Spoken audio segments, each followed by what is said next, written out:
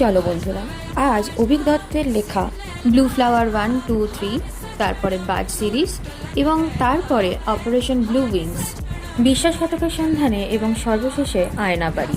এখনও পর্যন্ত অভিক দত্তের এই সিরিজটা আমার কাছে বেস্ট। তোমরা যদি ক্রাইম থ্রিলার করতে পছন্দ, লেখক অভিক দত্ত যেমন সহজ ভাষায় সমস্ত বিষয়টি আমাদের সামনে তুলে ধরেছেন, সেটি বোঝা আমাদের পক্ষে অত্যন্ত সহজ হয়ে উঠেছে।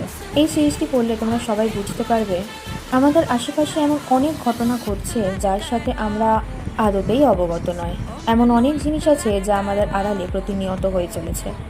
এই সিরিজটি শুরু থেকে শেষ পর্যন্ত গল্পগুলি পড়ার জন্যে এবং এক একটা বই শেষ করার জন্যে তোমাদের মন উৎকণ্ঠায় ভরে থাকবে।